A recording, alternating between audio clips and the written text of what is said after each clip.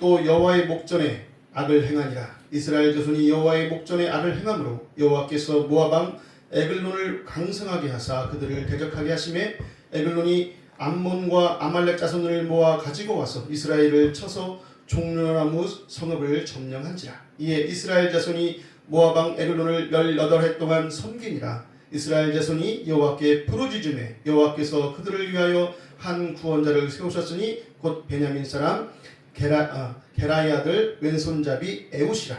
이스라엘 자손이 그를 통하여 모압 왕 에글론에게 공물을 바칠 때에 에웃이 길이가 한 규빗 되는 좌우에 날선 칼을 만들어 그의 오른쪽 허벅지 옷 속에 차고 공물을 모압 왕 에글론에게 바쳤는데 에글론은 매우 비둔한 자였더라. 에웃이 공물 바치기를 마친 후에 공물을 메고 온 자들을 보내고 자기는 길갈 근처 돌뜨는 곳에서부터 돌아와서 이르되 왕이여 내가 은밀한 일을 왕에게 아뢰려 하나이다 하니 왕이 명령하여 조용히 하라 하매 모셔 선 자들이 다 물러간지라.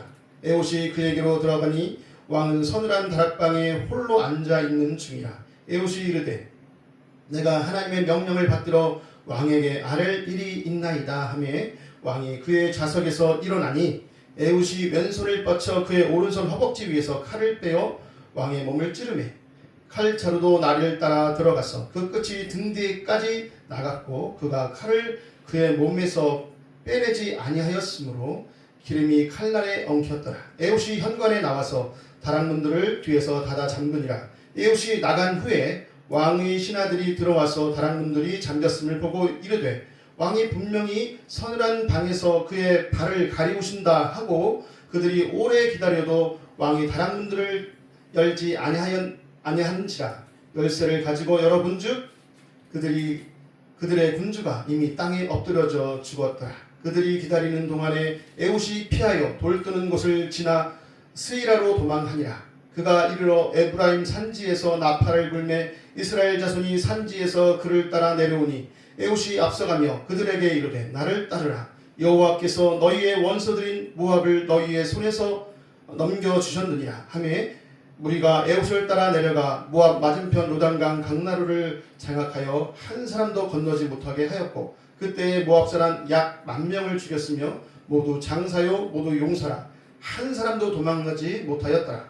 그날에 모압이 이스라엘 수하에 굴복하매 그 땅이 80년 동안 평온하였더라. 아멘. 우리 잠깐 찬양 특송 듣고 말씀 나누겠습니다.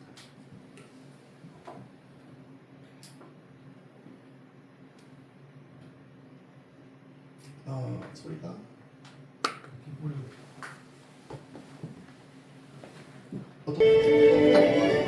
꾸준히 노력해서 장애를 극복하고 정상인과 다름없이 많은 일들을 해내고 있는 그녀의 모습은 보는 이로 하여금 숙연한 마음마저 느끼게 한다.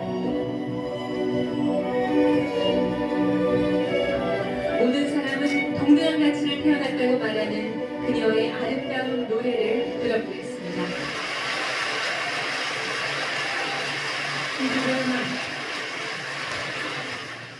I sing because I'm so thankful for what life has given me. And I believe that all of us people are very precious. I believe that God has created each one of us for a special purpose and for a special reason. And all of us are different.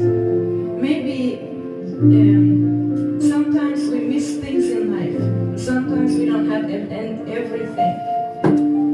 I don't have any arms, but I have a voice that I can sing with. And it doesn't matter, even if you don't have money, or if you even don't have knowledge, or even if you don't have a perfect body, you still have something that is important for the people around you. So all of us has the same value and the same meaning. We all are precious and unique. The most precious thing in my life, and the thing that has given me the strength and the joy and the power in my life, is the love of Jesus. And in the next song I would like to sing about His grace and His love for us. It may be one of the most famous songs in the world, the song Amazing Grace.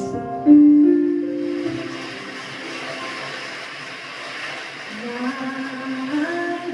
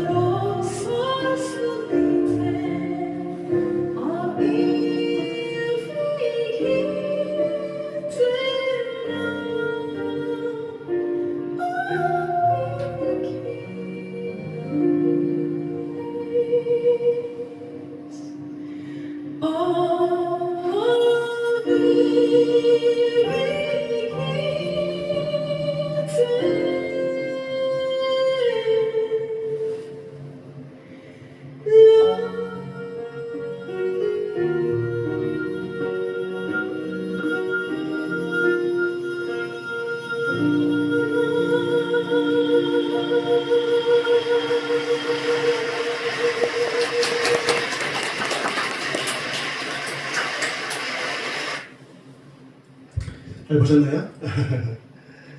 예, 유명하신 분이시죠. 예, 장애 두 팔이 없고 한쪽 다리가 이렇게 돼서 한쪽 다리로만 오직 생활할 수 있도록 자신의 삶을 만들어 갔고 늘 거기에는 여러 옆에서 도움을 주시는 분들과 또 신앙의 힘으로 이제까지 살아온 것 같습니다.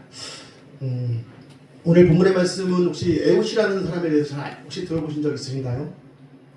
못 들어봤죠. 요한이라는 사람은 들어보셨나요? 다 들어봤죠. 요새는 닉네임을 안 쓰더라고요. 한국 사람 이름들이 워낙 유명해져서 제가 가서 옛날에는 나가면 한국 사람 이름보다 좀 발음이 어려우니까 그래서 저도 이름을 존 길이라고 써서 존 길. 제 또 신학자 중에 존 길이라는 신학자가 있어서 제 성이 길시라 요한 길, 존 길이라고 쓰는데 오늘 본문에 나오는 이 에웃이라는 사람 이름을 잘 쓰진 않아요. 그 이유가 있습니다. 에웃은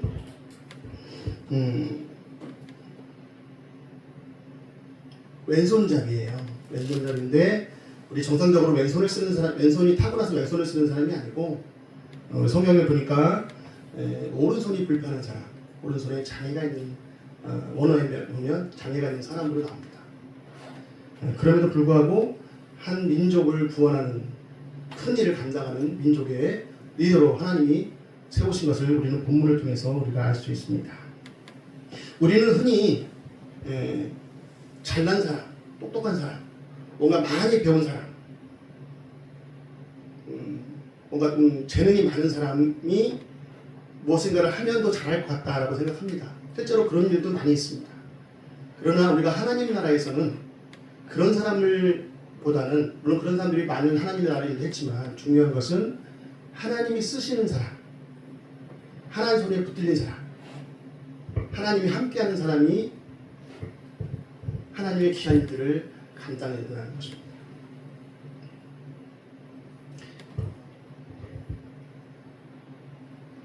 우리가 풍성한 재능, 능력, 재력 그런 것은 없지만 우리에게는 누가 계십니까? 살아계신 아버지 하나님이 우리와 함께 하십니다. 우리가 그분의 능력을 힘입어서 믿음을 가지고 살면 우리에게도 하나님의 귀한 일들을 감당하는 사람이 될 줄 믿습니다. 그리고 우리도 하나님 앞에 귀하게 쓰임받는 자로 언제가 주님 앞에 섰을 때에 잘했다 칭찬받는 자로 쓸 날을 기대할 줄 믿습니다. 그렇죠.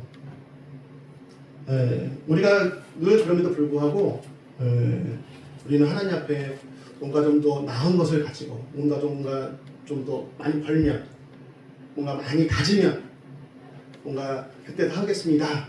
저도 그래서 실패를 봤던 사람이고 그것 때문에 어려움을 겪었던 사람 중에 한 사람입니다.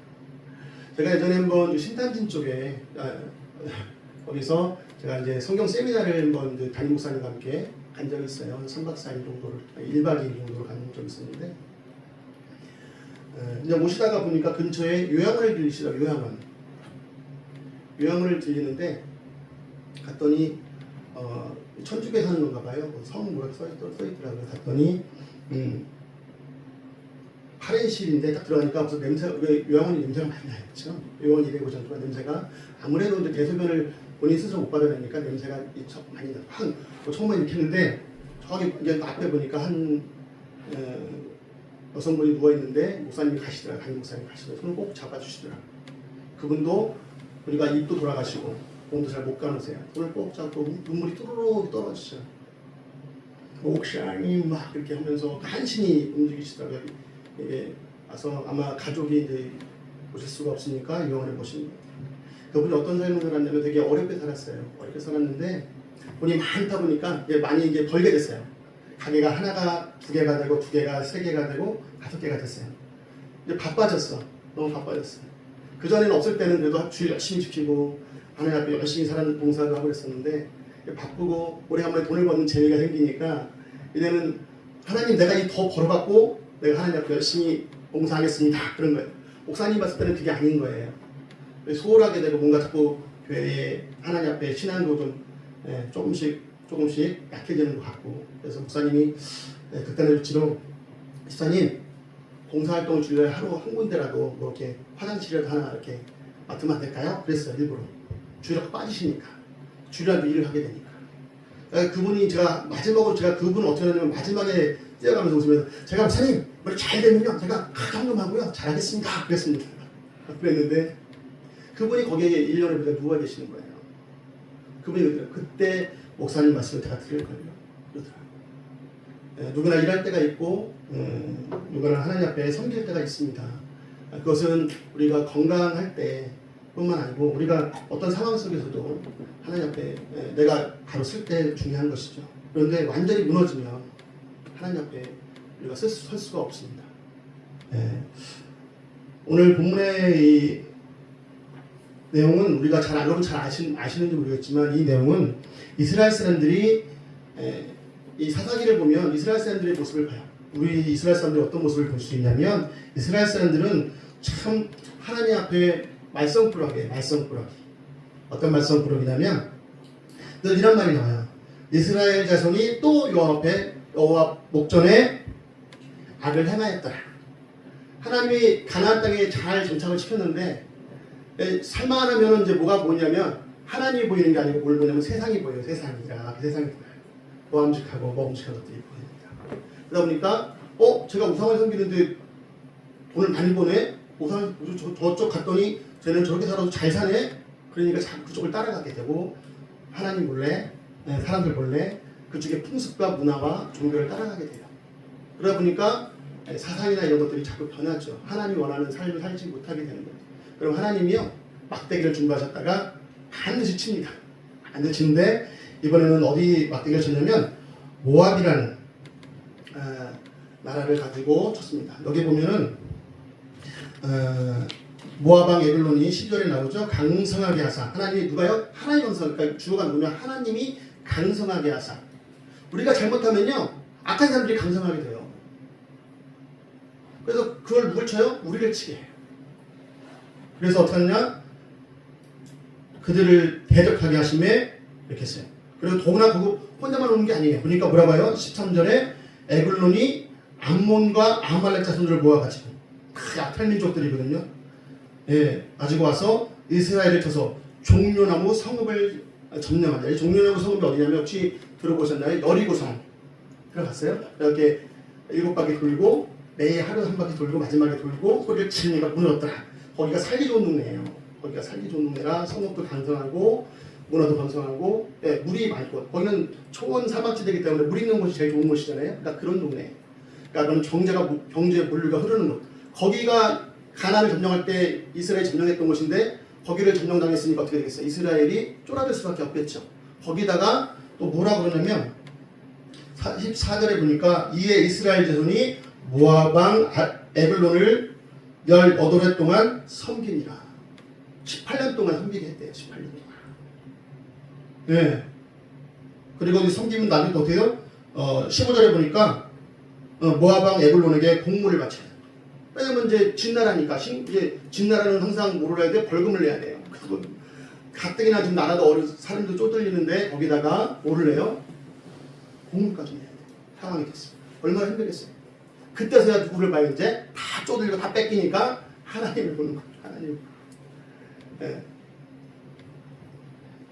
그래서 15절에 뭐라고 나와요? 이스라엘 자손이 그때서야 여호와께 부르짖으매 여호와께서 그들을 위하여 한 구원자를 세우셨으니 그는 곧 베냐민 사람 게라의 아들 왼손잡이 에봇이라.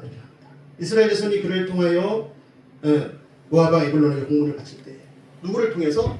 또 그 지도자인데 에웃을 통해서 공물을 바치게 했대요. 여러분 에웃이라는 사람이 속한 지파가 어디냐면 여기 뭐라고 나와요?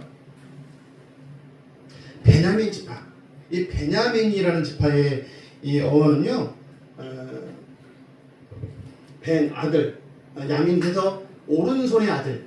그러니까 오른손이 원래 사람들 오른손잡이가 많잖아요, 그렇죠? 오른손을 우리가 주 쓰고 또 오른손에 힘이 있어요, 그렇죠? 무슨 얘기냐면 베냐민 지파가 힘 있는 민족 지파였어요.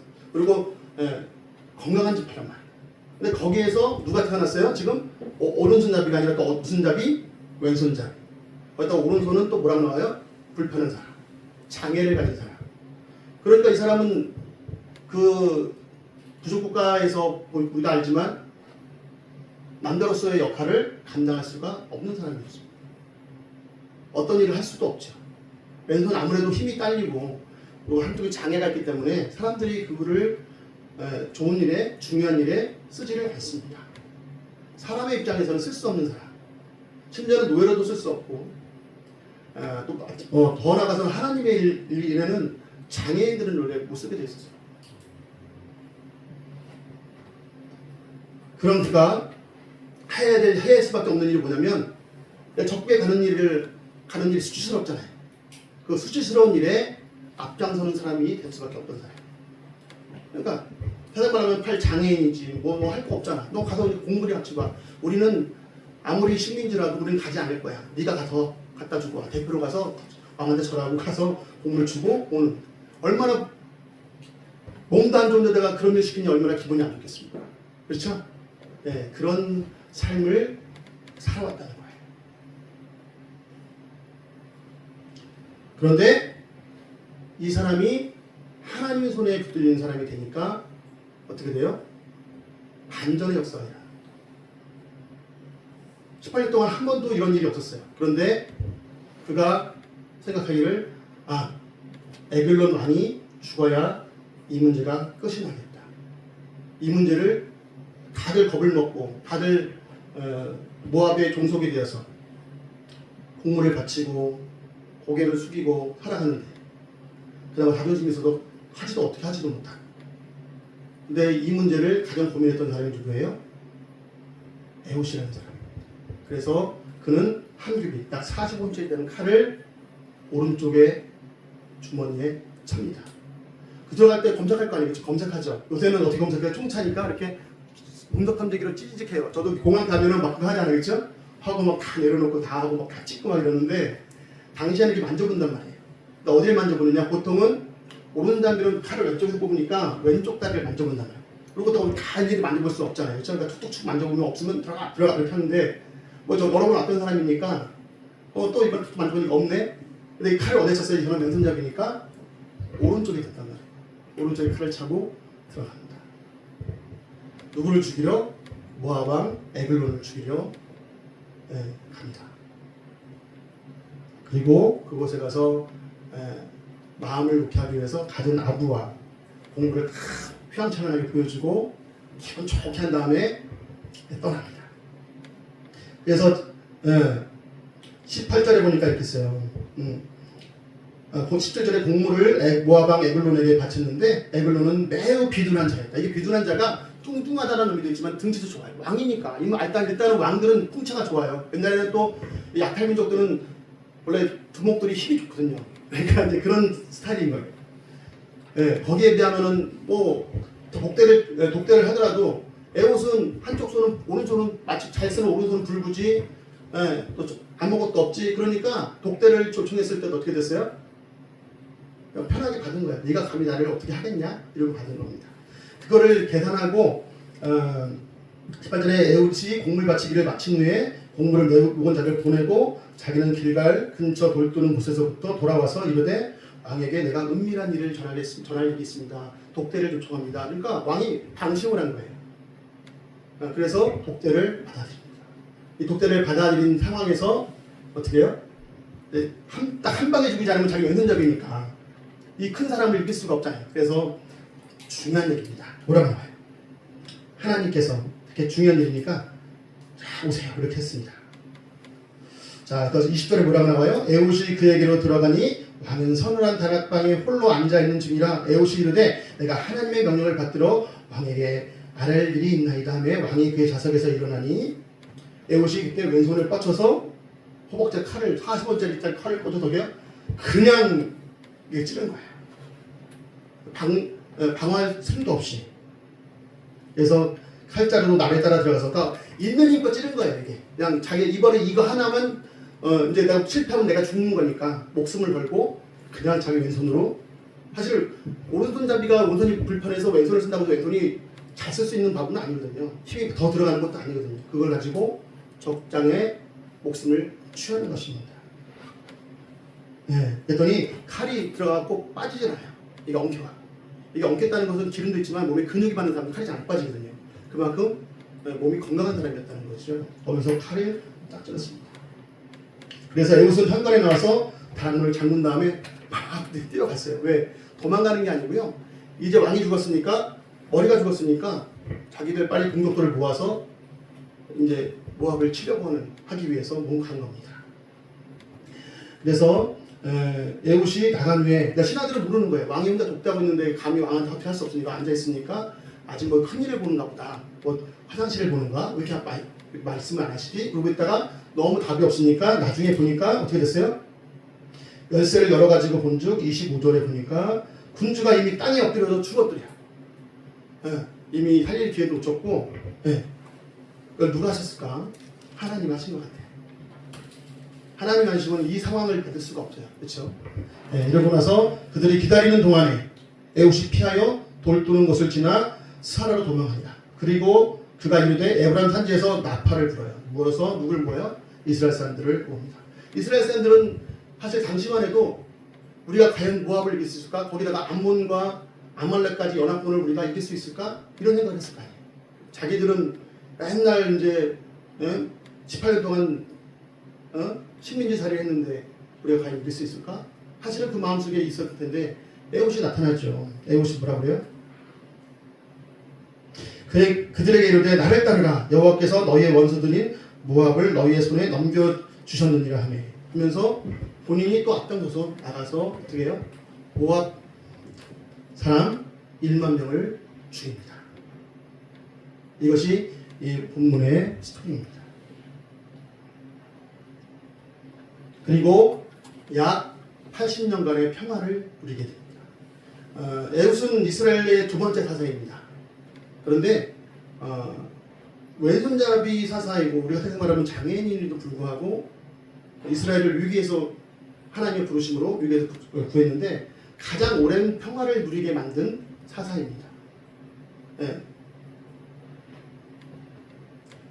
이것은 하나님이 그와 함께 하셨기 때문에 가능한 일인 것 같습니다. 자기는 오른손 쓸 수가 없었어요. 그러나 누가 그 오른손을 붙드셨어요? 하나님. 그에게 힘을 주시고 그에게 용기를 주시고 담대함을 주시고 그에게 지략을 주시고 그와 또 시와 때를 맞춰주시는 것이 하나님이세요. 우리가 연약하다고 무엇을 못한다고 하나님의 일을 할 때 우리가 주춤거리면 다와 더 연약한 자를 하나님이 더 쓸 수 있습니다. 내가 부족한 것이 부족한 것이 아니고 그 부족함을 통해서 하나님의 강하심을 나타낼 수 있습니다. 무엇인가 가져야만이 잘 할 수 있는 것은 아닙니다. 우리는 누구를 의지해야 돼요? 하나님을 의지해야 됩니다. 하나님 앞에 현재 나의 처지를 고하고 하나님 나를 도와주옵소서. 하나님 나를 인도하여 주옵소서. 연약한 나를 통해서 하나님의 영광을 드러내 주옵소서. 기도하는 삶을 살기 바랍니다. 그러면 여러분의 인생 가운데도 언제나 하나님의 은혜가 있기를 있을 줄 믿습니다.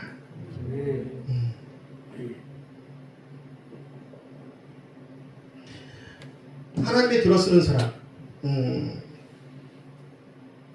그래서 어떤 일이 발생했냐면 베냐민 지파에 사사기 20장에 보면요, 베냐민 지파에 특수부대가 생겨요. 특수부대. 어떤 부대가 생기냐면 왼손잡이 부대가 생깁니다. 근데 이 사람들이 왼손잡이가 아니에요. 그런데 왼손을 쓰면 양손을 다 쓸 수 있잖아요. 그래서 몇 명을 만드냐면 무려 700명을 만듭니다. 700명. 특수부대 700명을 만듭니다. 이 사람은 장애 때문에 자기가 그걸 해서 왼손을 했는데도 불구하고 이 오른손의 지파에서 왼손을 잘 쓰는 사람들을 700명을 훈련시킵니다. 한 사람의 영향력이 이렇게 큰 거죠. 나는 연약해 보이고 아무렇지 않고 평범해 보일 것 같아도 우리가 하나님 앞에 우리가 헌신하고 결단하고 헌신하고 하나님 앞에 나아가면 하나님이 우리를 들어쓰시면 수많은 사람들에게 선한 영향력을 미칠 수 있습니다. 한 민족의 롤모델을 만들 수가 있습니다. 우리가 하는 것이 아니라 하나님이 우리와 함께 하실 때 하나님이 함께 하시는 걸 보게 만들면 그 민족이 살아날 수 있습니다. 그래서 오늘 그 에웃을 보면서 에웃이라는 사람이 참 우리가 봤을 때는 봤지만 참 세상으로 봤을 때 여기서 이러고 와봐요. 얼마나 불편해 보이겠어요. 아, 저 사람이 무슨 일을 할 수 있을까? 오히려 우리가 도와줘야 되지 않을까? 이렇게 생각할 수 있지만 그 안에 불붙는 신앙이 있다면 우리가 도와주지 않아도 하나님이 도와주시고 오히려 우리가 그의 도움을 받을 수 있는 일이 생길 수도 있습니다. 그러니까 우리가 사람을 외형으로 보는 것이 아니라 우리는 항상 주님을 바라보고 그 사람의 하나님 앞에 섰는가 안 섰는가를 바라봐야 할 수 있습니다. 또한 그것 통해서 나를 우리는 그것보다 외형이 안 좋고 가난하고 어려우면 늘 수근수근하고 거리감을 두고 그렇죠? 관심을 주지 않아요. 무언가 나에게 이익이 되고 내가 보기에 좋아야 되고 내가 보기에 가까워야 되고 이런 사람에게만 다가갑니다. 왜 이런 얘기를 하냐면 우리 교회가 행복한 교회 그렇죠? 우리 교회가 특수한 상황에 놓여져 있습니다. 우리 교회의 목사님이 지금 하시는 일의 사역이 지금 어렵고 힘든 해당 말하면 조금 육체적으로 결핍이 있는 그렇죠? 장애는 아니까 장애까지는 아니지라도 물론 장애 사역도 하셨지만 육체적으로 결핍이 있거나 정신적으로 결핍이 있는 사람들과 접촉하면서 하는 사업을 하고 있습니다. 그러면서 우리가 고민하기를 이렇게 좀 황금어장 가운데 이 사람들을 어떻게 할까? 우리가 최선을 다해서 벌평과 관저와 가수원이 최선을 다해서 그들을 섬기면서 그들의 영혼까지 구원해야 된다. 아직 생각했습니다. 그러나 과연 거기까지가 우리의 비전입니다. 저는 그거를 한번 나누고 싶어요. 우리가 에옷을 바라보면서 레나마네를 바라보면서 우리가 단지 불쌍해서 그들의 영혼을 구원하는 것까지 한다면 그건 참 우리의 교만일 것 같아요. 어쩌면 그 속에 수군 하나님의 사람들이 있을지 몰라요. 어쩌면 우리는 그들을 인도해서 하나님의 교회에서 우리가 하나님을 만나게 하고 그들을 하나님의 일꾼으로 하나님의 사람으로 세워나가는 것이 우리 교회의 사명이 아닐까 생각해요. 우리는 단지 그들이 불쌍하다고 긍휼히 여기는 마음을 가지고 그들을 회복해서 영혼을 회복하기 위해서 단지 인간이 노년에 살고 있기 때문에 몸에 연약하다는 이유 때문에 그들을 불러다가 교회 안에서 우리가 복음을 증거해서 영혼이라도 구원받게 하자. 여기까지라면 우리 교회는 참 어렵습니다. 그래서 세상의 모든 교회들 다 그렇게 하고 있어요. 중요한 것은 우리는 그런 특수한 상황에 놓여져 있는 교회예요. 그렇다면 그런 분들이 하나님 앞에서 주님 만나서 하나님의 일꾼으로 본인을 결단할 수 있는 데까지 우리가 세워나가는 교회가 되어야 되지 않을까. 그렇게 해서 여러분들이 더 열심히 노력하시고 편견 없이 그들을 바라보고 더 열심히 섬기고 우리가 그 섬기는 것이 단지 몸이 연약해서 불쌍해서 하나님 앞에 나오는 것까지 떠나서 우리와 같은 동역자로 나와 같은 함께 할 수 있는 일꾼으로 저들을 바라보고 그들이 우리와 함께 주의 일을 감당하기를 꿈꾸면서 선배될 수 있습니다. 그래야 하나님의 교회가 온전히 세워질 수 있습니다. 제가 온양에 있을 때 어떤 일을 겪었냐면 온양에 있는 교회에 갔더니 온양에는 그 관광지잖아요. 온천이 유명해요. 도구 온천 거기 있죠. 온양 온천 여기 유명합니다. 옛날에는 거기가 결혼식 신혼여행지라고 했다고 그러더라고요. 그래서 엄청 많습니다. 코로나 때 위기를 겪긴 했지만 지금 여전히 또 서울 수도권에 지하철이 다 놓여져 있기 때문에 어디 많이 오고 또 5일장이 또 그 지하철 거기 전철 밑에 크게 열립니다. 5일장이 매번 5일마다 열리기 때문에 어른들이 차표 거의 안 내니까 편하게 가서 구경하고 가고 여행 가서 사가기도 하고 많이 그랬다고 해요. 거기가 사람들이 많이 몰리는 곳입니다. 그리고 앞에 광장을 크게 해놨습니다.